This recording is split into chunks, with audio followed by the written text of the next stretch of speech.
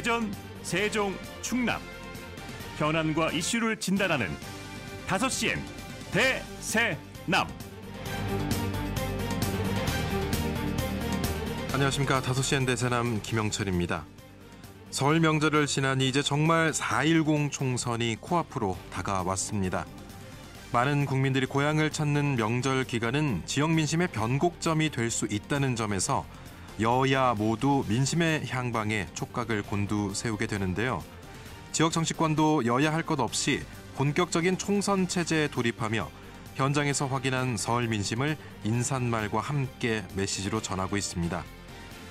국민의힘 대전시당은 재래시장 등을 가보니 손님이 없어 장사가 안 된다는 말을 가장 많이 들었다며 이번 총선에서 여당이 과반을 얻어 국정을 안정적으로 이끌어갈 수 있도록 해야 한다고 강조하고 있습니다. 더불어민주당 대전시당 역시 30년 넘게 시장에서 장사를 한 상인들이 올해 설 명절이 가장 힘들다고 말했다면서 경제 위기가 최악인 상황에서 그 어느 때보다 민심이 좋지 않음을 체감했다며 정부와 여당의 책임이 크다는 점을 강조하고 있습니다. 그렇습니다. 시민들이 전한 메시지는 분명합니다. 장기간의 경기 침체, 경제 불황으로 인한 지역민들의 어려움, 경제 회복에 대한 간절함과 정치인들에 대한 불신, 정쟁으로 인한 피로감 등이 공통된 의견입니다. 이제 그만 싸우고 민생을 살리라는 메시지입니다. 그런데 같은 메시지를 두고 거대 양당은 자신들의 입맛에 맞게 각기 다른 해석을 내놓고 있습니다. 국정 안정이냐 정권 심판이냐만의 대결이 아닙니다. 여야가 정쟁을 되풀이하는 동안 시급한 민생 현안이나 여야 합의가 필요한 사안들은 뒷전이 되고 있습니다. 양 극단의 정치를 멈추고 이념 논쟁보다는 민생을 살피는 정치, 지역이 당면한 주요 과제를 해결하려는 의지와 심도 깊은 고민을 통해 실생활에 느껴질 만한 공약과 그 공약을 지키겠다는 실천 의지를 보여줘야 하는 때입니다. 잠시 후 대세남 4.10 총선 민심 중심 코너에서는 총선을 앞두고 대전 지역의 주요 의제들을 짚어봅니다. 앞으로 선거 기간 동안 어떤 현안이 지역의 주요 이슈로 다루어져야 할지 고민해보는 시간을 마련했습니다.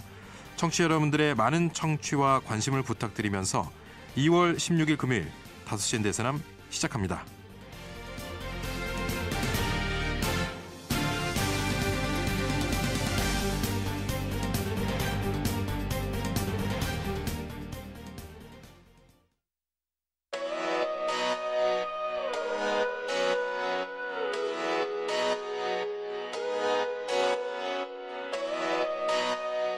다섯 시엔 대세남은 여러분의 참여와 제보로 이루어집니다. 단문 50원, 장문 100원의 유료 문자 샵 2309번, KBS 대세남 유튜브 채널과 페이스북, 카카오톡 채널 5시엔 대세남으로 참여와 제보하실 수 있습니다. 선정되신 분께는 모바일 상품권 보내드립니다. 여러분의 뜨거운 관심과 제보 기다리겠습니다.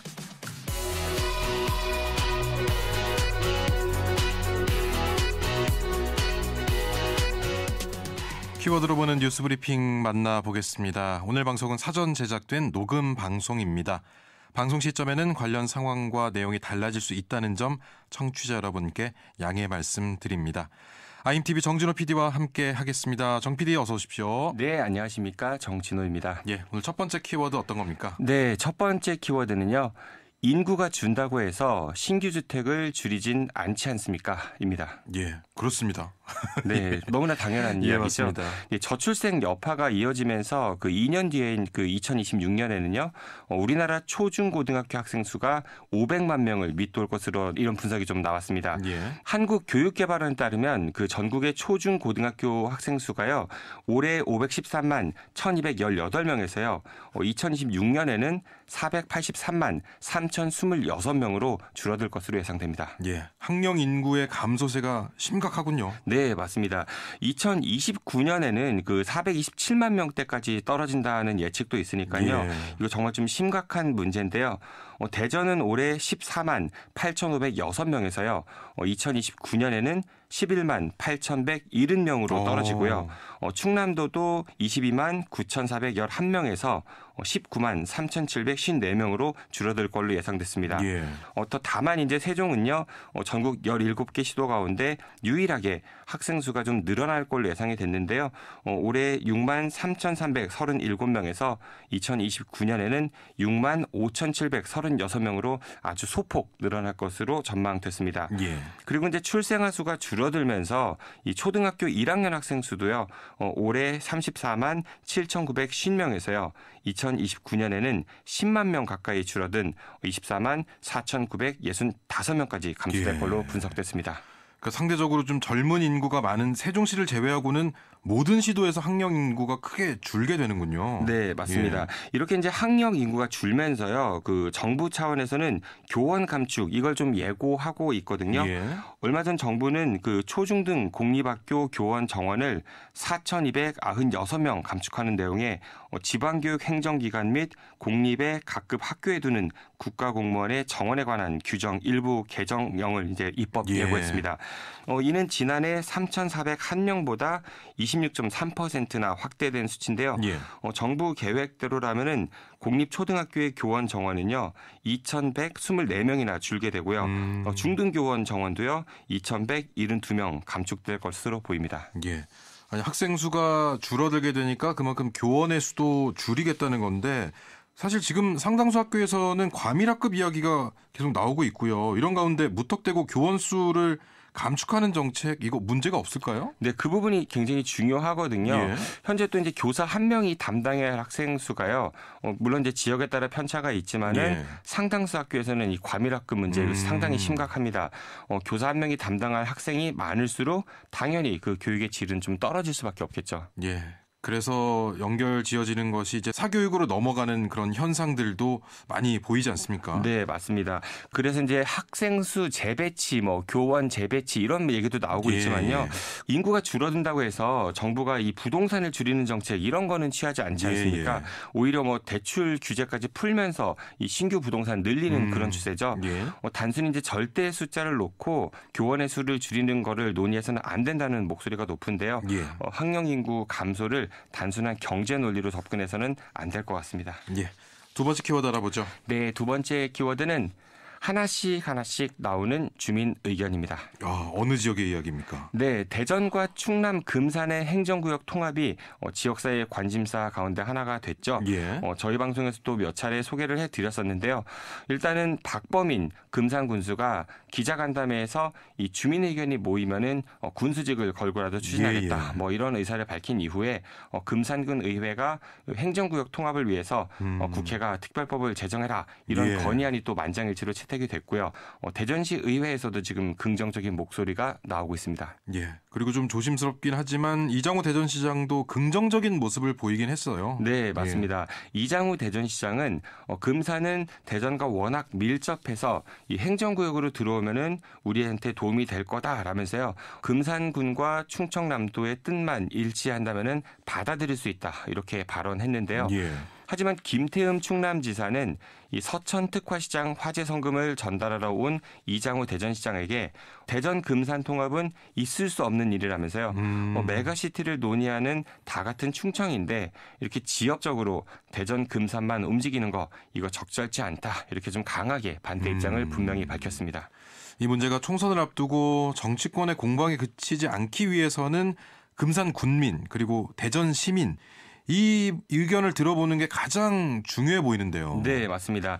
사실 금산은요, 과거에는 전라북도 소속이었다가 충청남도로 편입이 됐고, 예. 이제 다시 이제 대전시로의 편입 이야기가 나오고 있는 거거든요. 예. 금산은 조선시대 말인 1895년에 공주부에 편입됐다가 이듬해 이제 전라북도로 편입이 됐습니다. 예. 그 이후 이제 일제강점기인 1914년에 진산군이 금산군으로 통합이 됐고요. 1962년에 충청남도로 행정구역이 다시 바뀌었습니다. 예. 그러다가 그 1980년대 후반 심대평 전 충남지사 때부터 이 선거 때마다 대전 금산 통합 이야기가 나오고 있는데요. 지난 2010년엔 지방선거를 앞두고 통합 찬성단체가 군민 2만 명의 서명을 받아서 그 의견서를 국회에 제출했고요. 예. 2016년에는 대전시의회가 대전 금산 행정구역 변경 촉구 건의안을 채택하기도 했습니다. 예. 그러다가 약 8년 만에 다시 통합 이야기가 불거지고 있네요. 네, 맞습니다. 이 통합 이야기가 나온 이후에 금산군과 대전시는요, 아직 공식적으로 시민들의 혹은 국민들의 의견 청취하는 그런 절차는 예. 들어가지 않았는데요. 하지만 여기에 이제 다양한 목소리가 현재 좀 나오고 있습니다. 예. 일단 대전의 분위기는 대체로 이제 통합에 긍정적 이렇게 예. 좀 보이는데요. 하지만 금산군 주민 일부에서는 반대 목소리도 나오고 있습니다. 어떤 이유에서 반대 목소리를 내고 계십니까? 네, 통합 추진에 반발하는 주민들로 구성된 공동대책위원회가 출범하기도 했는데요. 예.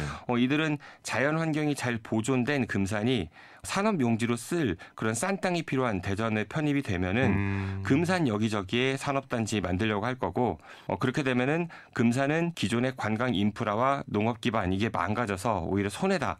그리고 이제 광역시 산하로 들어가게 되면은 농업 예산도 지금보다 줄어들 수 있어서 예. 통합을 추진하기 전에 이해득실을 꼼꼼히 따져봐야 한다.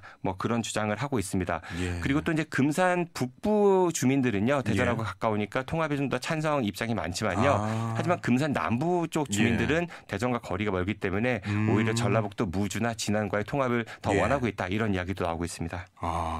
금산 군민들의 목소리를 반드시 들어봐야 될 필요가 있고 이런 걱정은 당연히 할 수 있는 내용이네요. 네, 맞습니다. 그래서 주민 청취가 상당히 좀 중요하고요. 예. 그 두 도시 간의 통합성의 이 필요성을 느낀다면은 이 전문가와 주민들로 구성된 협의체를 만들어서요.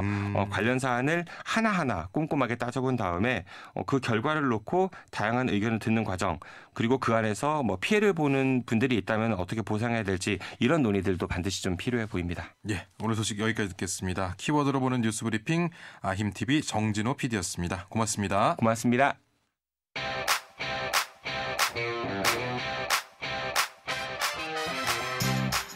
이주의 환경 이슈를 짚어보고 함께 실천할 수 있는 환경 캠페인을 소개하는 대세남 환경 캠페인 지구를 지키는 사람들 시간입니다. 사회적 협동조합 혁신청 김영진 이사장과 함께합니다. 어서 오십시오. 안녕하십니까? 네, 안녕하세요. 네, 오늘은 어떤 환경 이슈에 대해서 이야기를 나눠볼까요? 네, 오늘은 친환경 여행에 대한 이슈를 준비를 했는데요. 예. 보통 여행을 이제 행복의 종합 선물 세트라고도 많이 표현을 합니다. 예. 그러니까 먹는 것이라든지 혹은 연인과의 데이트라든지 혹은 쇼핑이 될 수도 있고 예. 여러 가지 이제 관광지들을 즐기는 모든 것들이 이제 종합적으로 되어 있는 건데 그만큼 많은 사람들이 여행을 좋아하지만 또 한편으로는 이제 최근 들어서 이제 기후위기가 워낙 가속화되다 보니까 내가 즐기는 이런 여행이 지구에게 좀 피해를 끼치는 것은 아닐까 혹은 내가 방문하는 여행지에 뭔가 불편한 무언가를 남기고 오는 것은 아닌가 이런 예. 고민하시는 분들이 많더라고요. 그래서 오늘은 그런 얘기들을 좀 해보겠습니다. 여행에 관련해서 이런 환경을 좀 살릴 수 있는 일이 있다? 이 부분이 저건 사실 좀 오늘 생소한 접근이긴 한데 네네. 많은 분들이 오늘 이 얘기에 대해서 조금 관심을 갖고 듣지 않으실까 싶은데 이게 이동하면서는 사실 차가 움직이든 기차가 움직이든 어떤 교통수단이 움직이기 때문에 탄소 배출은 어쩔 수가 없는 그렇죠. 그런 상황이고 또 가게 되면은 이거 칫솔 안 챙겼다. 뭐 안 챙겼다 이러면서 일회용품 사용이 그렇죠. 또 굉장히 많이 들고 여러 사람들이 관광지 다녀오시면서 쓰레기 문제도 굉장히 그렇죠. 좀 사회적으로 부각이 되기도 하고요. 환경적인 측면에서는 여행 자체가 조금 긍정적인 건 아닌가 보네요. 그렇죠. 그러니까 2018년 네이처 기후변화의 연구에 따르면은 이제 관광 산업이 탄소 배출량의 한 10% 정도를 차지한다고 합니다. 예. 굉장히 많이 차지하는 것이고요. 그리고 좀 지역적으로 살펴보면은 사실은 어떤 한 지역은 적정 규모의 인구가 살아갈 수 있는 그 수용량이 정해져 있잖아요. 예. 예를 들어서 한 100만 정도의 인구 도시라고 하면은 그 정도의 인구가 적절하게 살아가는 건데 예. 예를 들어서 이제 관광객들이 이제 많이 몰리게 되면은 그 수용 인구를 넘어서게 되는 것이죠. 그러면 이제 도시나 그 지역이 감당할 수 있는 쓰레기 수용량을 넘어서게 되거나 예. 혹은 이제 자연환경을 어쩔 수 없이 훼손하게 되거나 이런 식의 이제 수용성을 넘어서는 일들이 많이 발생합니다. 예. 국내 같은 경우는 특히 이제 제주도가 대표적인 사례인데 제주도 같은 경우는 이미 이제 그 제주도에서 처리할 수 있는 쓰레기 수용량을 이미 넘어선 지가 오래거든요. 예. 그러니까 도민들이 이제 그 사용하는 여러 가지 쓰레기들이 있을 거고 또 관광객들이 이제 와서 버리고 가는 쓰레기들이 굉장히 많은데 예. 이걸 섬 안에서 이제 묻을 곳도 별로 없고 태우지도 못하고 이러다 보니까 이제 도 단위에서 더 이상 쓰레기를 수용할 수 없다. 이런 이제 심각한 사항들이 있는데 예. 이게 사실은 전 세계의 좀 유명한 관광지들이 공통적으로 겪고 있는 환경적인 영향이라고 보시면 될 것 같습니다. 예. 그렇다면은 관광, 여행 이런 게 이제 주는 행복이 또 있기 때문에 그렇죠. 아예 하지 마라라고 할 수는 없는 노릇이고 친환경적으로 여행을 떠나보는 것 구체적으로 어떤 여행이 이런 여행일까요? 이 탄소 발자국에 대한 인식이 최근에 많아졌잖아요. 예. 내가 어떤 행위를 하든 간에 탄소가 배출될 수밖에 없고 그거를 최소화할 수 있도록 노력해야 된다 이런 얘기들은 많이 하실 텐데 여행의 관점에서 이제 친환경을 고민하시면은 예. 조금 더 범위를 넓게 해석하는 게 좋을 것 같아요. 예를 들어서 내가 이제 어떠한 행복을 찾기 위해서 어떤 지역을 가는 거잖아요. 예. 그러면은 이 지역이 나에게 행복을 주는 만큼 나도 이 지역에 패키지지 않아야겠다라는 마음을 갖는 게 저는 친환경 여행의 시작이라고 생각을 합니다. 근데 사실 이 내가 방문하는 여행지에 패키지지 않아야겠다라는 생각은 여행을 가는 지역의 환경을 고려하는 것도 있겠지만 예. 사실은 그 지역에 살고 있는 주민들의 삶을 또 존중한다라는 의미도 있는 거거든요. 예. 그러니까 예를 들어서 여행지에서 여행객이 쓰레기를 무분별하게 버리거나 혹은 무분별한 과잉 소비를 하게 되면은 그것에 대한 피해를 결국 그 지역에 살고 있는 주민들이 겪게 되는 것이고 그 유명한 관광지라고 하더라도 여행객들과 관련된 관광업에 종사하시는 분들이 있고 또 관광업에 예. 종사하지 않는 사람들이 또 있습니다. 그렇죠. 사실은 그런 사람들의 삶까지도 우리가 존중을 해야 되는 것인데 이상하게 이제 우리가 여행을 나가다 보면은 내가 좀 즐기고 와야겠어. 혹은 평소에 하지 못했던 것을 좀 더 오버스럽게 더 해야 되겠어라는 예. 마음가짐이 좀 있다 보니까 그 여행지에 살고 있는 그 사람들의 삶을 잘 보지 못하고 예. 나의 행복만 추구하고 오다 보니까 환경적인 문제라든지 혹은 그 지역의 지속 가능성에 대한 문제라든지 여러 가지 이슈들에서 좀 부정적인 영향들을 많이 끼치는 것 아닌가 그런 부분들을 많이 고려하는 게 예. 사실 친환경 여행의 첫 번째인 것 같습니다. 이게 친환경이랑 상관이 있는지 모르겠지만 최근 몇 년 사이에 그 지역에 살고 있는 현 거주민들의 네. 불편이 많아진다는 뉴스나 그렇죠. 이런 것들이 많이 나오면서 맞습니다. 그거 좀 자제하자 이런 내용들 많이 나왔거든요. 네, 그래서 사실은 아까 처음 말씀드렸던 것처럼 한 지역이 수용할 수 있는 인원 혹은 관광객을 넘어섰기 때문에 그런 예. 불편이 나오는 것이고요. 또 관광객들이 소비하는 그런 돈들 예. 그런 것들이 지역 주민들에게 가는 것이 아니라 혹은 특정 대기업이라든지 혹은 거대한 관광 기업에게 이제 쏠리다 예. 보니까 사실은 여행객은 많이 오는데 그 지역 주민들의 삶은 별로 나아지지 않는 문제점들이 생기다 보니까 이런 게 계속 생기는 것 같고요. 사실 그런 부분들을 좀 해결하려고 예. 전 세계에서 이제 친환경적인 것까지 고려해가지고 관광세들을 많이 도입하고 있습니다. 제주도 뭐 입도세 얘기가 맞습니다. 나오고 있잖아요. 네, 그러니까 전 세계적으로 우리나라가 굉장히 특이한 케이스로 관광세가 없는 나라예요.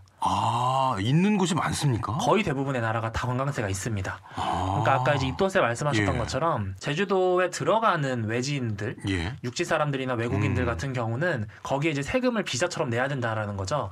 그러면 거기서 내는 비용들을 제주도의 환경이라든지 혹은 그 여행객들이 끼치게 될 손해들을 이제 복구하는 데 쓰겠다라는 비용인 건데 이걸 이제 해외 대부분의 나라에서 시행을 하고 있습니다. 주로 이제 뭐 인도네시아 발리 같은 경우는 입국을 할 때 이제 비자의 그 비용을 같이 얹어가지고 이제 같이 이제 내는 경우가 있고요. 예. 그리고 일본이나 혹은 이탈리아나 이런 유럽 같은 경우는 대부분 숙박 비용에 이제 거기를 같이 포함을 시킵니다. 그래서 1박에 한 2,000원에서 많게는 10,000원 정도까지 이런 식으로 하고요. 그리고 이제 히말라야에 있는 이제 부탄 같은 나라 같은 경우는 그 하루에 이제 이 관광세만으로 $200를 냅니다. 무조건 하루에 $200씩 내야 묵을 수 있는 거예요. 그래서 저비용 관광객들 예. 혹은 이제 관광을 통해서 우리 지역의 환경을 훼손하는 여행객들은 받지 않겠다라는 의지인 겁니다. 그래서 사실 하루에 1인당 $200를 관광세로 내는 지금으로 건 엄청난 겁니다. 26만 원 아닙니까? 그렇죠. 지금 환율로. 엄청난 거죠. 그래서 그 비용들을 이제 온전히 지속 가능한 개발 혹은 환경 보전에 쓰겠다라는 건데 근데 사실 부탄의 케이스는 좀 특이한 케이스인 것이고 대부분의 나라들 사실 관광객들이 인지하지 못하고 있는데 그 숙박 비용을 내면은 그곳에 이제 관광세라는 명목이 다 붙습니다. 그래서 이제 사람들이 예. 인지하지 못한 상태에서 자연스럽게 이제 내도록 하기도 하고요. 특이한 케이스는 이게 지방세 형식으로 거치게 되는데 예. 이 지방세라고 하면은 똑같은 나라라고 하더라도 지역의 특성에 따라 가지고 내는 비용도 달라지고요. 그리고 비용을 내는 방식도 달라집니다. 예. 그러니까 예를 들어서 특정 관광지에 들어가게 되면은 내는 경우도 있고 예. 아까 말씀드렸던 대로 뭐 박물관 혹은 이제 숙박을 통해서도 내는 경우가 있는데 그런 케이스들을 좀 봤을 때 좀 아쉬운 거는 우리나라 국민들이 해외에 나갈 때는 그런 세금 내는 것들을 당연하게 생각하시는데 그렇죠. 제주도라든지 예. 혹은 이제 자연환경을 보존해야 되는 곳에 이런 관광세를 내야 된다라고 하면은 예. 거부감이 되게 심하시거든요. 그래서 그런 부분들도 한번 우리가 고민해 볼 지점이긴 한 것 같습니다. 예. 그러면은 이제 여행 문화에도 이런 환경을 보호하자 이런 트렌드의 변화가 감지되고 있습니까? 어떻습니까? 그렇죠. 그러니까 사실은 그 여행 업계도 그렇고 예. 개인들 같은 경우도 최대한 이제 쓰레기를 발생시키지 않는 이제 제로 베이스트 여행 문화들은 많이 생기고 있습니다. 예.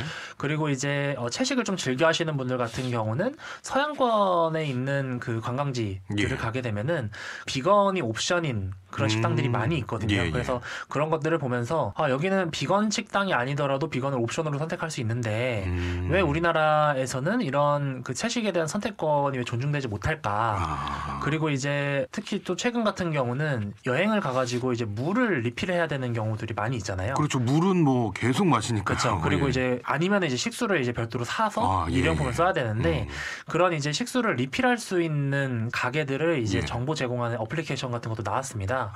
그래서 친환경 여행을 하시는 분들이 조금 더 폭넓게 선택도 할 수 있고 또 여행 도중에 평소에 내가 살고 있던 곳에서 생각해보지 못했었던 여러 친환경적인 요소들을 좀 생각해볼 수 있는 이런 감수성을 좀 풍부하게 할 수 있는 그런 여행 선택지들도 많이 제공되고 있는 것 같습니다. 예. 아니 근데 김영진 이사님 같은 경우는 이제 네. 이 활동을 하시면서 최근에 이제 해외도 다녀오셨잖아요. 네, 그렇죠. 실제로 이제 활동하러 갔다 오셨고 네. 발리 다녀오셨잖아요. 네, 맞습니다. 거기는 그러면은 지금 이런 문화들이 많이 확산이 돼 있습니까? 그 현지인들의 예. 어떤 문화라기보다는 예. 발리 같은 경우는 이제 호주 분들이 많이 가시거든요. 근데 예. 그러다 보니까 자연스럽게 비건식을 좀 옵션으로 넣어놔야 관광객들에게도 유리하다. 뭐 예. 이런 인식들이 좀 있었던 것 같아요. 그래서 그런 부분이 있었고 다른 한편으로는 이제 발리에 살고 있는 현지 주민들이 지역에 있는 자연 환경들을 이제 조금 더 보존하기 위해서 예를 들어서 현지에 있는 소상공인 분들이 주기적으로 이제 그 해안가나 혹은 어떤 도로에서 그 계속해서 줍깅을 하시더라고요. 줍깅 주우면서 걷는 거죠. 네. 줍깅. 근데 그거를 현지 로컬 주민분들이 계속해서 하시더라고요. 그러니까 그거를 이제 저도 산책하거나 트레킹하면서 보게 되면은 그걸 이제 각자 자기 가게의 유니폼을 맞춰가지고 서로 연합해가지고 하시는 것 같은데 그런 측면에서 이제 현지인들이 이 자신들의 자연환경을 실제로 아껴가는 모습들을 보다 보니까 여행객으로서 나도 역시 존중해야 되겠구나 이런 생각들이 자연스럽게 좀 들었던 것 같습니다. 일단 현지에서 살고 계시는 또 영업활동을 하고 계시는 분들이 먼저 움직이는 걸 여행객 입장에서 보니까 그렇죠. 저걸 존중해줘야겠다는 생각이 드는군요. 네, 그리고 또 다른 이제 좀 주목해야 될 부분들은 요즘 대부분의 이제 휴양지들이나 이제 관광객이 많이 몰리는 곳들, 특히 발리 같은 곳도 마찬가지인데 해외 업체들이 이제 여행지 안에 들어와 있는 경우들이 되게 많습니다. 숙박업소도 그렇고요. 그리고 식당도 그렇고요. 근데 이제 그렇게 이제 해외에 자본을 둔 기업들 같은 경우는 그곳에서 아무리 내가 돈을 쓰더라도 그 지역 주민들의 일자리 창출이라든지 혹은 환경 보전에 대해서 별로 도움이 안 되거든요. 그러니까 우리가 지역화폐에 대한 얘기들을 하듯이 실제로 여행을 가실 때 그 지역의 로컬 주민분들이 운영하시는 회사들 혹은 이제 그쪽에서 운영하는 이제 가게들 이런 것들을 조금만 찾아보면 쉽게 찾을 수 있는데 그런 부분들의 좀 윤리적 소비들을 하시는 것도 친환경 여행을 하시는데 큰 도움이 될 것 같습니다. 예. 그렇다면 우리 여행객들이 여행을 준비할 때 계획할 때 이런 그 현지의 숙박시설이라든지 현지의 가게들을 좀 찾아보려는 노력 이 이외에도 직접 이런 친환경 여행을 좀 실천해보고 싶다 하시는 분들한테 추천해주고 싶은 뭐 방법 혹시 있으실까요? 다회용기를 계속 그 휴대해서 들고 다니는 게 쓰레기를 아낄 수 있는 가장 좋은 방법입니다. 그래서 내가 이제 실제로 사용할 그릇이라든지 혹은 이제 식기류 같은 것들은 작은 팩에 담아가지고 계속 사용하시는 게 좋고요. 그리고 생각보다 이제 대부분의 관광지에서 텀블러를 사용하는 것들을 많이 권장하거든요. 그래서 저도 놀랐던 거는 국내에서 사용하는 것보다 오히려 더 편한 경우들이 가끔 있었던 것 같은데 국내에서 하는 기본적인 제로 웨이스트 활동들 여행들을 준비해서 가시면은 예. 현지에서 충분히 이제 지킬 수 있을 거라고 보고요. 그리고 아까 제가 잠깐 관광세 얘기를 했는데 예, 예. 사실 현지에서 관광객분들이 아무리 열심히 친환경 활동을 하시더라도 그 활동에 이제 지역의 환경을 보존하는데 크게 도움이 안 되는 경우도 많이 있습니다. 예. 근데 그렇다면 사실은 내가 머무는 관광지가 관광세를 걷는 곳인지 확인을 하셔가지고 관광세를 걷는 곳 위주로 관광을 가시는 것도 사실은 환경에 도움이 되는 겁니다. 그러니까 관광세를 내지 않는 곳은 이제 사실은 현지 주민들한테 별로 도움이 안 되는데 관광세를 또 걷는 곳들은 어쨌든 내가 이제 자연스럽게 소비를 하든 혹은 입국을 하든 이런 과정 속에서 그 지역의 자연환경을 보존할 수 있는 어떠한 기여를 한다는 그런 기여도가 있기 때문에 그런 지점에서 세금을 회피하는 것이 아니라 오히려 관광세를 좀 적극적으로 걷는 곳을 위주로 가게 되면은 해당 지역을 조금 더 신뢰하고 또 나도 이제 환경을 보존하는 방식으로 여행을 즐길 수 있을 것 같습니다. 근데 이제 소비자들도 이렇게 관심 있으신 분들은 오늘 또 방송 듣고 한번 찾아보시고 이런 곳이 어딜까 궁금해하실 테지만 사실 대형 여행사를 통해서 그렇죠. 가거나 아니면 내 품을 좀 덜 들이기 위해서 대행사를 찾는 경우도 있고요. 여러 방법들이 있잖아요. 그렇죠. 그렇다면 그곳도 변해야 될 텐데 그곳에서는 움직임이 좀 있습니까?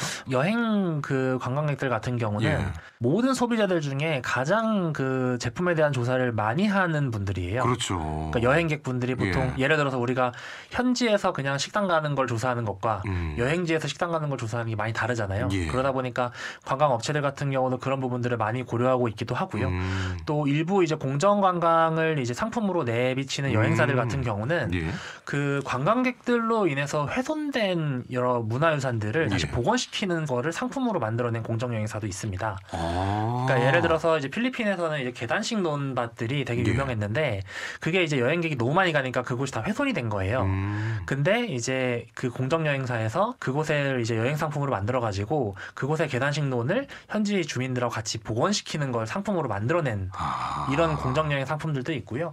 그리고 이제 항공권을 선택할 때 이제 저탄소 배출, 그러니까 탄소 배출을 좀 덜 할 수 있도록 선택을 한다거나 아니면 이제 여행지 코스에서 이제 현지 로컬 식당 위주로 방문하거나 혹은 이제 현지 주민들과의 간담회 같은 것들을 마련하는 그런 여행사들의 상품들도 굉장히 많아지고 있는 것 같습니다. 예, 이제 올해 2월이 지나가고 있고요. 앞으로 여행 갈 시간도 많이 있기 때문에 우리 청취자 여러분들도 이런 점 좀 고려해서 한번 여행을 생각해 보시는 건 어떨까 싶고 또 우리 이사님께서 오늘 주제를 소개해 주시면서 또 이런 내용이 잘 전달됐으면 좋겠다. 끝으로 한 말씀 더 덧붙여 주신다면요. 네, 사실 이제 친환경 여행이 좋다는 건 많은 분들이 아시는데 주로 이제 이걸 준비하실 때 항상 비용이라고 하는 한계에 부닥치는 경우들이 많이 있습니다.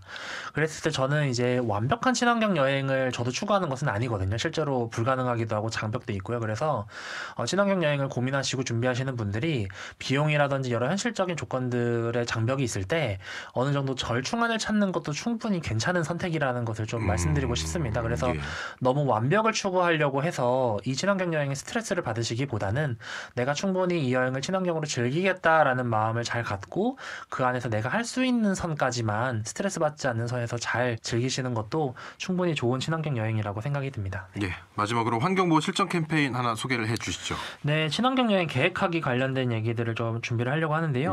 앞서 말씀드렸던 것처럼 이제 항공편을 검색할 때 최근에 이제 저탄소에 대한 표시들이 많이 붙은 항공편들이 많이 있습니다. 그래서 물론 그 요금이 조금 더 붙는 경우들도 있지만 한 번쯤 경험해 보시는 것도 좋은 방법일 것 같고요.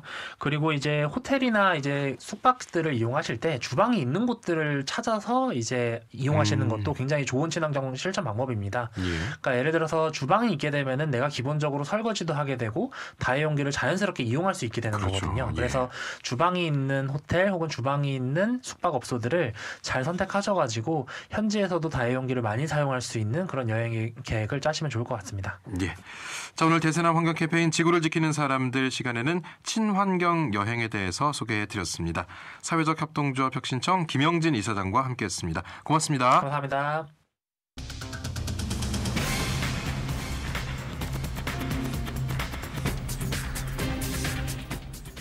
다섯 시엔 지역의 이슈와 현안을 진단합니다.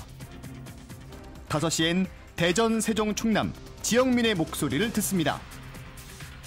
5시엔 시사라디오, 5시엔 대세남이 있습니다.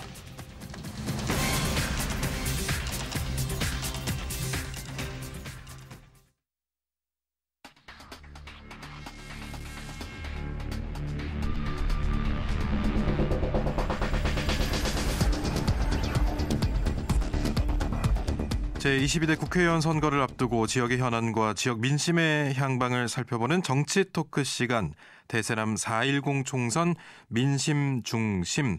오늘 방송은 사전 제작된 녹음 방송임을 알려드리면서 방송 시점에는 관련 내용과 상황이 달라질 수도 있다는 점 청취자 여러분께 다시 한번 양해 말씀드립니다. 오늘도 민심중심 대전시의회 국민의힘 소속 이중호 의원, 대전시의회 더불어민주당 소속 김민숙 의원과 함께합니다. 두 분 어서 오십시오. 안녕하세요. 네, 안녕하세요. 네, 설 연휴 끝나고 이제 인사를 드리게 됐는데 두 분 명절 연휴 어떻게 잘들 보내셨습니까? 푹 쉬었습니다, 저는. 저도요. 아니 이게 설 연휴가 끝나자마자 이 여야 현장에 느낀 설 이 민심에 대한 이야기들이 계속해서 이제 나오고 있는데. 이 민심평가가 항상 보면 여당과 야당 동상이몽 같기도 하고요. 같은 내용을 가지고 다른 이 메시지를 내놓기 때문에 참 어떤 말이 더 우리의 마음을 끌 것인가 이런 고민도 좀 해보고요. 두 분은 올 설 민심 주변에서 좀 들어보셨습니까? 어떻게 느끼셨습니까? 중앙당에서 말하는 민심하고 저희 지역에서 말하는 민심하고는 조금 차이가 있을 것 같은데 뭐 아무래도 저희 지역에서 느끼는 민심은 결국 물가 아닐까 싶습니다. 물가. 네, 저도 이제 장 가보고 또 가족들 모이고 했지만 사실 중앙당에서 말하는 여러 가지 정치 이슈라든가 뭐 어떤 거대 담론보다는 결국 사과가 굉장히 비쌌다. 올해도 배가 너무 비쌌다. 네, 뭐 결국 그런 얘기가 중심이 아니었나 싶습니다. 일단은. 먹고 사는 이야기가 사실 가장 가까이서 들려왔다. 네. 우리 김민숙 의원님. 저도 이중호 의원님하고 되게 비슷한 것 같아요. 재래시장도 다녀보고 대전역에서도 그 시민들을 만났었는데 가장 큰 것이 이제 물가였습니다. 아까 말씀하셨는데 사과가 6-7천 원 하니까 5개 놓을 걸 3개만 놓고 뭐 3개를 놔야 될 걸 1개만 놨다 이렇게 얘기하시고 과일 같은 경우에는 거의 이제 박스로 많이 사잖아요. 그런데 이제 개수로밖에 살 수 없는 그런 상황이었다 이런 이야기들을 굉장히 많이 하셨습니다. 예. 그리고 이제 설 연휴, 저는 이제 설 동안 뉴스를 보면서 설 동안 왜 이런 이슈가 또 터진 것이냐. 바로 이 빅텐트. 이 제3지대가 전격적으로 합의를 했고요. 이제 발표를 했고 같이 움직이고 있습니다. 첫 최고위원회도 개최를 했고 또 뭐 앞으로 공천이나 공약, 뭐 각 당의 정체성, 다른 부분이 있는 여러 단체가 모였기 때문에 앞으로 이걸 잘 극복해낼 수 있을 것이냐 이런 이야기도 설 밥상머리 이야기에 좀 올라왔던 것 같기도 하고 이런 부분에 대해서는 여러 의견들이 지금 이제 나오고 있습니다. 두 분은 이 연합에 대해서 어떻게 보고 계십니까? 김민숙 의원님. 저는 이제 설 연휴가 시작되는 당일에 전격적으로 합당을 선언했잖아요. 그런데 합당을 선언한 직후부터 지금까지 양쪽 어떤 정당의 핵심 지지층에서 실망의 목소리를 계속적으로 내고 있습니다. 개혁신당의 성공 여부는 화학적 결합이 가능할 것 같지 않은 이낙연 지지자들과 또 이준석 지지자들을 지도부가 어떻게 설득하고 또 정치에 무관심한 중도 국민들의 표를 받아낼 수 있을지에 대한 정책을 같은 목소리로 낼 수 있느냐가 핵심이 될 것 같다라고 생각이 되고요. 개인적으로는 이번 총선은 현 정권의 심판에 무게를 좀 실어야 하는 선거이기 때문에 국민들께서 잘 지혜로운 선택을 하실 거지만 개혁신당도 그 선거공학적인 어떤 활동이나 그리고 양당의 공천 탈락자가 탈당하기를 좀 기다리는 모습보다는 국민에게 좀 더 선택받기 위해서 좋은 정책 수립과 또 인물 발굴에 좀 더 힘쓰는 모습을 보여주는 게 좋다라고 생각하고 있습니다. 뭐 사실 저도 뭐 대동소이하기는 한데 합당 전 개혁신당은 사실 좀 신선했거든요. 요즘 보면은 여야를 막론하고 총선 공약들이 이제 뭘 해주겠다, 더 퍼주겠다 이게 이런 거 중심인데 합당 전 개혁신당의 정책 아젠다는 사실 뭘 해준다기보다 우리가 같이 이런 식의 고통을 분담하자. 미래 이제 이런 위기가 닥칠 테니까 이런 좀 새로운 신선한 시도들을 해보자. 사실 그런 게 중심인 신당이었다고 저는 생각을 하는데 합당 후에 개혁신당은 정치공학적으로 정말 당선만을 바라보는 무슨 가치를 공유하고 무슨 정체성을 공유하길래 같은 개혁신당 이름 하에서 뭉칠 수 있는가. 개혁해야 될 대상은 무엇인지에 대한 인식도 다 다르고 어쨌든 뭐 그게 개혁을 한다 그랬을 때 어떻게 개혁을 하고 싶은지도 사실 다 다르고 그래서 저는 이제 이런 정체성 없는 짬뽕 신당은 과연 과거에도 이런 신당이 있었을까 싶을 정도로 굉장히 좀 실망스럽습니다. 합당하기 전에 각각이 추구하던 가치들이 너무 다르기 때문에 이제 합쳐졌을 때 어떤 중간에 목소리를 내느냐 이 부분이 굉장히 중요해 보이는데 아직 저희가 이제 녹음하고 있는 이 시점에는 그런 것이 나오지는 않았어요. 그러니까 이런 우려와 어떤 모습으로 앞으로 정치를 할 것인가에 대한 걱정 이런 것도 함께 되는 게 사실인데 특히 이제 김인숙 의원님께서 말씀하신 것처럼 개혁신당이 이제 공천 탈락자들을 기다릴 게 아니다. 다른 좀 정책을 발굴해야 된다 하는데 이제 이준석 공동대표 같은 경우는 3월 중순쯤이면 이제 뭐 이런저런 인사들을 우리가 이제 영입을 해서 한 20명 정도까지 교섭단체도 가능할 거다. 이런 이야기까지 하고 있거든요. 이게 가능할 거라고 보십니까? 이런 식의 신당이 만들어지려면 저는 어떤 인물들의 메신저가 가지는 스토리가 있어야 된다고 생각을 하는데 그 부분이 완전히 파괴된 것 같아요.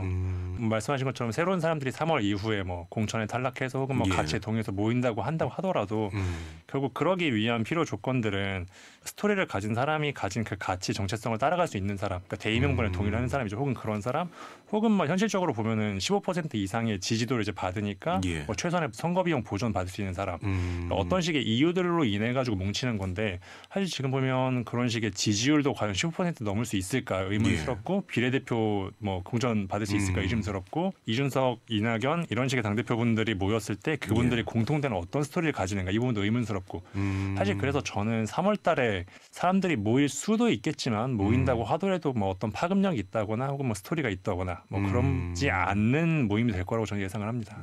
개개인이 가지는 역량들은 있겠지만 그들을 묶을 수 있는 하나된 이야기는 만들어지지 않은 상황이 될 것이기 때문에 그렇죠. 그 부분에 대한 조금 뭐 큰 걱정은 오히려 안 하시는 상황이 될 수도 있겠네요. 네, 그러니까 개혁신당의 파급력이 뭐 지난번에도 말씀드린 것처럼 애초에 이런 충청 지역 특히 대전 지역에서의 제3당의 파급력에 대해서도 의문스럽긴 한데 뭐 그걸 떠난다고 하더라도 지금의 개혁신당 자체가 가지는 파급력이 이런 식으로 뭉쳐가지고 과연 어떤 국민분들께 설득력을 가질 수 있을까 어떤 국민분들이 이런 식의 짬뽕된 가치에 모두 다 동의해가지고 오실 수 있을까 저는 굉장히 회의적으로 바라보고 있습니다. 특히 우리 지역에서는 더군다나 더 지금 영향력이 없는 상황인데 그렇죠. 김인숙 의원님 어떻게 보십니까? 저도 두고 봐야겠지만은 쉽지 않을 거라고 생각하고 있고요. 어떤 공천 탈락했다고 다른 당으로 옮겨서 또 출마한다면 어떤 국민들이 기회주의자로 볼 수도 있고 또 현역 의원들의 지지 기반은 또 당을 완전히 배제할 수 없잖아요. 그렇다 보니까 철새 정치인이다. 뭐 이런 인식 부정적인 이미지를 또 가질 수 있기 때문에 쉽게 또 탈당을 하면서 선택하기까지는 좀 어려움은 많이 있을 거라고 생각을 합니다. 다만 앞으로 남은 2달 동안 어떤 개혁신당이 어떤 모습을 보여주느냐에 따라서 비례대표 의석 확보는 어느 정도 가능하지 않을까라는 그런 생각은 해볼 수 있을 것 같습니다.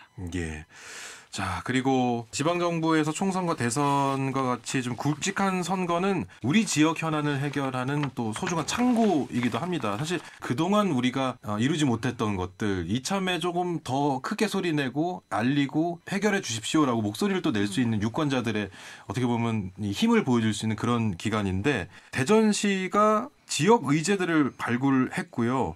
이제 이 36건을 발굴해서 발표를 또 해서 대전시당에 여야 모두 건의를 하기로 했습니다. 오늘은 저희가 이제 대전시에서 발굴한 지역 의제들을 좀 다뤄보고 앞으로 세종시나 충청남도의 지역 공약 과제가 또 나온다면 저희가 이 시간을 통해서 한번 다뤄보도록 하겠습니다. 자, 두 분께서는 대전시가 제안한 지역 의제 살펴보셨습니까? 어떻게 보셨습니까? 여러 가지 의견들이 조금 많이 있긴 있었습니다. 근데 그중에서 어쨌든 여야가 이견 없이 수용 가능한 과제는 2개 정도로 저는 보고 있는데요. 36건 가운데 2개 정도로만 보십니까? 아니요. 많은데 그중에서 같이 함께 이견 없이 이거는 뭐 하겠다라고 보여지는 게 첫 번째로는 이제 혁신도시 공공기관 이전일 것 같고요. 두 번째로는 도심철도 어떤 지하화 역시 또 굉장히 대전의 발전을 위해서는 아주 중요한 과제이기 때문에 이 2가지에 대해서는 여야 모두 공약화했으면 좋겠다라는 의견입니다. 대전시가 또 지역현안 의제 126건 중에서 아마 36건을 이제 발굴한 걸로 알고 있어요. 예. 거기서 아쉬운 점은 대부분이 건설과 토목 그런 관련 의제라는 점입니다.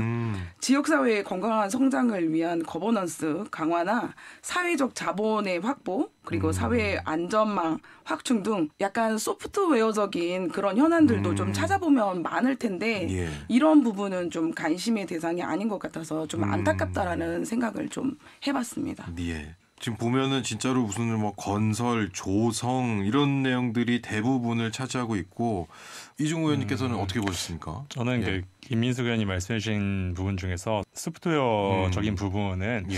사실 아마 지난 4년에 이제 허태정 시장님 계시는 동안에 예. 좀 많이 충족이 되어서 말씀하신 것처럼 사실 저희가 지금 토목의 중심이 되어 있기는 한데 예.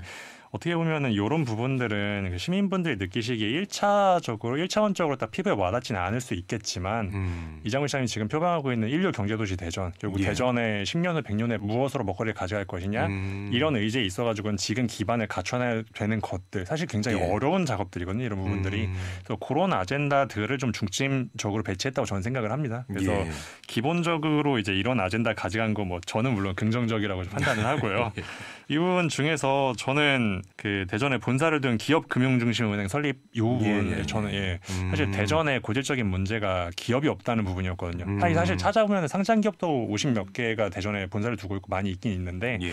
그래도 이제 타 시도에 비해서 인구 대비를 했을 때 과연 기업이 기업하기 좋은 도시인가라는 거에서 항상 의문점들이 있거든요. 그거를 만들기 위한 가장 첫 번째 조건이 금융이 받쳐줘야 되는데 그 예. 부분에 있어가지고 기업금융중심은행 이 부분 저는 제일 중심을 꽂고 있습니다. 네.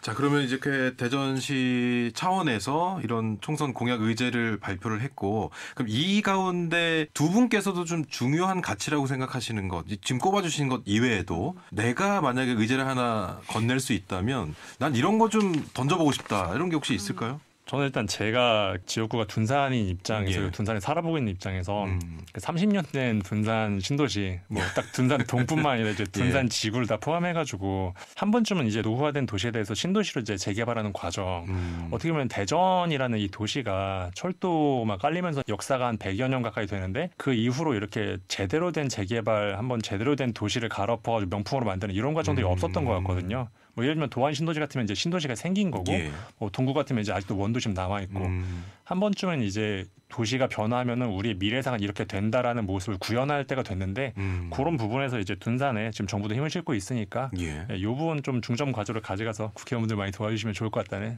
바람이 좀 있습니다. 예. 네. 저는 교육은 백년지대계라고 예. 얘기하잖아요. 이번 정권에서 교육의 어떤 전 영역에 걸쳐서 실험적인 그런 정책을 너무 쏟아내고 있어서 새 아이를 키우는 엄마로서 한편으로는 아찔하고 좀 예. 불안하기도 합니다. 그래서 유아교육 분야에서는 유보통합을 지금 많은 전문가들의 반대에도 불구하고 다양한 문제점에 대해서 대책 수립도 없이 지금 불도저처럼 약간 밀어붙이고 있고 예. 또 초등학교에서는 요즘에 가장 이슈가 되고 있는 방과후 돌봄 교실 늘봄학교. 관련해서 늘봄학교가 계속적으로 확대 진행되고 있는데요. 학교 안에서도 뭔가 공간이라든지 이런 것들이 마련되지 않은 상태에서 그냥 마구잡이로 진행되는 것이 또 그 아이들이 하루 종일 아침부터 저녁 늦게까지 학교에 있는 것을 좀 생각하면 좀 짠하다는 마음이 좀 듭니다. 그리고 또 중등교육에서는 사교육 뭐 이권 카르텔을 언급하더니 갑자기 수능과 내신의 졸속편으로 또 이어져서 대입을 준비하는 학생과 학부모에게는 굉장히 또 불안감을 또 주고 혼란감을 가중시키고 있어서 그런 부분들이 너무 안타깝고요. 고등교육에서는 또 라이즈나 그 우리가 굉장히 관심이 많이 있는 글로컬 사업을 통해서 대학의 어떤 서열화 또 지역 정치 종속화의 우려를 좀 자아내고 있습니다. 그래서 지역 의제는 아니지만 이번 총선 공약의 의제로 교육제도를 좀 정치권에서 함부로 바꾸지 못하도록 또 그렇게 하는 입법이 이루어지도록 하는 것을 법제화하려면 좋겠다. 라는 생각이 들고요. 예. 합의되지 않고 또 일방적으로 추진되는 정책에 또 피해가 매우 크다고 생각을 합니다. 그리고 지역에 대해서 인구 감소가 워낙 심각하잖아요. 인구가 소멸되는 그런 우려되는 시대가 되었는데 어떤 대전 역시 세종으로 많이 이제 유출되면서 인구가 감소되고 있는 추세인데 인구 감소에 대응할 수 있도록 대책 수립이 좀 필요할 것 같습니다. 그래서 단순히 주변 도시로부터 또 인구 유입을 통해서 인구 증가하는 것이 아니라 인구의 자연 증가를 좀 유도할 수 있는 안심하고 또 아이 키우면서 살기 좋은 그런 도시를 만들 수 있는 정책이 좀 절실하다고 생각합니다. 예. 이 발굴된 과제들 사실 모두 다 이루어지면 얼마나 좋겠습니까? 근데 이걸 다 하려면 사실 예산이 필요하고 결국 돈입니다. 이걸 어떻게 맞습니다. 해결할 수 있느냐, 이 사업을 어떻게 만들어낼 수 있느냐, 그리고 또 어떻게 보면 핑크빛 공약들이 많이 나오기 때문에 유권자들은 상당히 좀 피로감을 느낄 때도 있거든요. 이거 또 이번에 나왔어. 될까? 그래서 혹시나 하고 표를 건네지만 또 아닐 경우에는 나중에 누구에게 표를 줘야 될 것이냐 이런 고민을 당연히 유권자들은 할 것이고 이 부분들이 잘 해결되려면 두 분들은 어떻게 좀 돼야 될 거라고 보십니까? 이 문제들이 요게 다 좀 이렇게 실천이 될까요? 저는 그럼 원초적인 질문을 한번 좀 드려보고 싶네요. 이번에 이제 대전시에서 정리한 36가지가 예. 사실 뭐 어떻게 보면은 이번 총선에 맞춰 특별하게 나왔다기보다 그러니까 되게 많은 것들은 원래부터 대전이 가지고 있는 원래부터 대전시가 하려고 했었던 부분들을 이어가지고 어떤 고민들이거든요. 네. 근데 이제 이런 부분들이 말씀하신 것처럼 총선이라는 게 정치인들은 이제 죽고 사는 문제지만 국민 입장에서는 늘 기대와 실망의 반복이지 그렇죠. 않습니까? 예. 사실 그런 부분에서 말씀하신 것처럼 이런 사업들 지금 대전시가 이번에 총선 의지를 올린 사업들은 결국 대전시가 자체 예산으로 하지 못하기 때문에 반드시 국비를 따와야지만 하는 사업들을 이제 중심 가지로 삼았기 때문에 예. 사실 국회의원께서 좀 신경 써서 자기 지역에서 우선순위 가진 사업들에 대해서 예산 땡겨오려고 하면 그건 노력하시는 만큼 가져오는 거로 저는 생각을 하기 때문에 예. 저는 사실 핑크빛 희망을 가집니다. 노력하신다면 우리는 할 수 있다라고 저는 생각을 합니다. 네. 또 대전시도 의지가 있으니까요. 김인숙 의원님 어떻게 보십니까? 아까 말씀드렸다시피 예. 건설이나 토목 사업이 주이다 보니까 굉장히 자원이 많이 투입되어야 되는데 또 이해관계자도 매우 많습니다. 또 모든 과제를 다 하겠다는 생각으로 추진한다고 하면 사실 하나도 제대로 못할 거라고 저는 생각을 하고요. 어찌 됐던 여야가 갈등하지 않고 이 문제를 같이 힘을 합해서 잘 할 수 있어야겠다라는 생각을 가지고 예. 지역 주민들을 조금 생각하면서 서로 힘을 합쳐서 열심히 좀 하고 또 우선순위를 좀 정해서 어떤 것부터 해야 되는지 실현 가능성이 있는 것부터 좀 세워서 뭐 두세 가지라도 좋으니까 예. 약속을 좀 잘 지켜주셨으면 좋겠다라는 생각을 합니다. 예. 아 근데 저는 이제 이것도 가장 원초적인 질문이고 그 분야에 제가 들어가 보지 않았기 때문에 궁금한 건데 두 분은 이제 당도 다르시고 근데 물론 이제 옆방을 쓰고 계신다고 들었으니까 그렇죠. 굉장히 또 자주 보시니까 이렇게 두 분이 이야기를 나누는 모습을 보면 그냥 잘 아는 직장 동료 같은 느낌이에요. 살짝 그런 면이 있죠. 예. 근데 실제로 우리 국회의원님들도 같은 이 지역 안에 있으면 서로 우리 이것 좀 이렇게 도와줘 이런 얘기를 좀 편하게 좀 못하는 겁니까? 어떻습니까? 이건 좀 궁금해서 이제 물어보는 거거든요. 제가 국회에서 예. 어쨌든 보좌진으로 예. 있으면서 이렇게 주변에 있는 분들 보면은요. 당과 상관없이 엄청 친하게 잘 지내시거든요. 오. 사실 연락도 잘 하시고 서로 예. 도움도 많이 받는데 오히려 지역이 조금 그런 게 좀 잘 안 되는 것 같습니다. 아. 네. 그런 교류가 있다면 아까 저 이중호 의원님께서 말씀하신 것처럼 힘을 써가지고 우리 지역의 이 일을 위해서 같이 움직인다면 충분히 이 말이 통할 것 같은데 이게 잘 안 되니까 저 같은 그냥 일반 유권자 입장에서는 답답한 모습이 좀 보일 때가 있거든요. 요즘 예. 많이 하시는 말씀이 사실 2020년 총선에서 탄생한 국회가 21대 국회이지 않습니까? 예. 근데 21대 국회 전 국회에서는 사실 여야 의원 또 지역을 가리지 않고서 많이들 협치를 하셨다고 해요. 왜, 그 보이는 데서 많이 싸우고 뭐 했었지만 사실 예, 저녁에 혹은 뭐 이제 다른 자리에서 또 일을 해결하는 방식들이 있었는데 이번 21대 국회 와가지고 특별히 좀 더 많이 망가졌다는 말씀들을 많이 하시더라고요. 그래서 이제 뭐 저를 비롯해서 많은 국민분들께서 이번 22대 국회 탄생하면 그런 부분 좀 해결할 수 있지 않을까를 기대를 하실 예. 것 같아서 그런 부분도 힘써주시면 하나 좋을 것 같고 또 하나는 이제 저희가 지방자치하면서 지방정부는 어쨌든 중앙정부와 종속까지는 아니지만 연결되어가지고 예, 처리하지 예. 않습니까? 사실 그런 부분에서 중앙과 지방을 연결하는 제일 굵직한 가교가 국회의원인데 그런 국회의원분들이 이제 본인이 왜 이 자리에 있는가에 대해서 한 번 더 인식을 한다면 예, 지방 정부가 중앙 정부에 협력하고 따라가는 것처럼 지방 정부가 일을 할 수 있도록 만들어주는 거는 또 국회의원분들이시거든요. 그래서 그런 부분들 이번 국회에서는 일을 잘 조금 더 나아지는 국회가 될 거라고 기대를 합니다.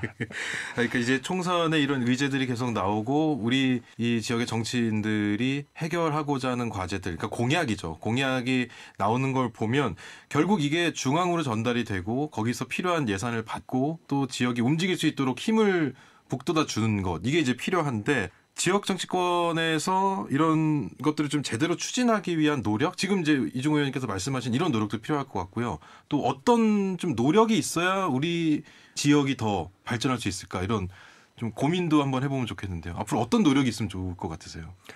저는 사실 요 전번 국회 때 저희 국민의힘에서 대전에 국회의원이 안 계셔가지고 조금 이제 애매하긴 한데 이 부분은 뭐 특별히 지난번에 이제 7분에 계셨던 민주당 그 국회의원님들에 대한 뭐 비판이나 뭐 그런 건 아니고 저도 이제 시의회에 들어서 일을 하다 보니까 각 의원마다 자기 지역구가 있으면 아무래도 자기 지역구에 조금 더 신경이 가고 자기 지역구를 우선으로 챙기게 되거든요. 근데 이제 그렇게 되면은 저희 시의원 같으면은 19개 지역구, 뭐 국회의원 같으면 7개 지역구. 사실 거기에서 조금은 덜어내고 보태주고 이런 부분이 있지 않으면 이게 무조건 엉망이 될 수밖에 없습니다. 작지만 제가 대전에서 정치를 해보니까. 그래서 그런 부분들에서 뭐 개인적으로는 지난 4년 동안 21대 국회에서 국회의원분들이 어떤 역할을 하셔서 지역에 얼마만큼의 영향을 끼쳤는지 사실 저는 잘 모르겠어요. 그래서 그런 부분들 뭐 조금은 덜어내고 보태주고 그런 부분들에서 협력이 된다면은 괜찮지 않을까 생각을 합니다. 그거 필요할 것 같습니다. 정치라는 게 100을 다 가질 수 없고 맞습니다. 필요한 걸 주고 또 필요한 거 얻는 그런 영역이기 때문에 그런 걸 좀 더 잘했으면 좋겠다, 이런 말씀이시고요. 우리 김인숙 의원님. 그 국회의원님들께서 일하는 4년간에 했던 것을 빛을 보는 건 사실 4년 안에 다 볼 수가 없는 경우가 굉장히 많이 있습니다. 끝난 시점부터 이제 모든 게 시작이 되니까요. 거의 예산이나 이런 것도 2년 전부터 준비를 해야 되고 이렇기 때문에 그렇게 이제 체감을 못 하실 수는 있을 거라고 생각합니다. 저도 그랬으니까요. 어쨌든 여야 정치인 모두 말로는 시민의 행복을 위해서 뭐 노력한다고 말하지만 사실은 이제 당리당락에 경도되어 있는지 돌아봐야 될 거라고 생각하고요. 시민들의 이익보다 당의 이익을 우선하고 있는 것이 아닌지 또 반성해야 된다고 생각을 합니다. 그리고 어떤 국비 예산을 따오는 것이 자신의 실력이냐 포장하는 것은 시민들도 이제는 너무 똑똑해서 다 알고 있습니다. 그래서 선심성 예산을 따오는 것이 중요한 것이 아니라 정말 대전이라는 도시의 발전을 위해서 또 대한민국의 균형 있는 발전을 위해서 국회의원이라는 직분을 또 맡은 정치인들이 어떻게 생각하고 또 어떻게 행동해야 하는지 정치인들 스스로가 조금 잘 알고 있다고 생각하고요. 정치를 또 전쟁으로 생각하지 말고 함께 경쟁하면서 시민들의 좀 더 나은 삶을 위해서 또 힘을 합하는 모습을 보여주셨으면 좋겠다라는 이야기를 꼭 전해드리고 싶습니다. 결국 마지막에 해주시고 싶은 말씀은 두 분이 공이 비슷했던 것 같습니다. 서로 경쟁을 하지만 필요한 것들을 서로 주고받을 수 있는 그런 선의의 경쟁이 됐으면 좋겠다, 이런 말씀으로 이해를 하겠습니다. 오늘 두 분 말씀 여기까지 듣겠습니다. 고맙습니다. 네, 감사합니다. 네, 대세남 4.10 총선 민심중심, 오늘은 여야의 엇갈린 설 민심평가 그리고 개혁신당 합당 이야기, 4.10 총선을 앞두고 대전시가 발표한 지역 현안 의제 등을 두루두루 살펴봤습니다. 대전시의회 더불어민주당 소속 김민숙 의원, 국민의힘 소속 이중호 의원 두 분과 함께 했습니다. 자, 2월 16일 금요일 5시엔 대세남 여기서 인사드리겠습니다. 한 주도 함께해 주신 청취자 여러분께 고맙다는 말씀을 드리고요. 오늘의 끝곡 익스트림의 More Than Words 준비했습니다. 여기서 저는 인사드리겠고요. 월요일에 다시 찾아뵙겠습니다. 김영철이었습니다.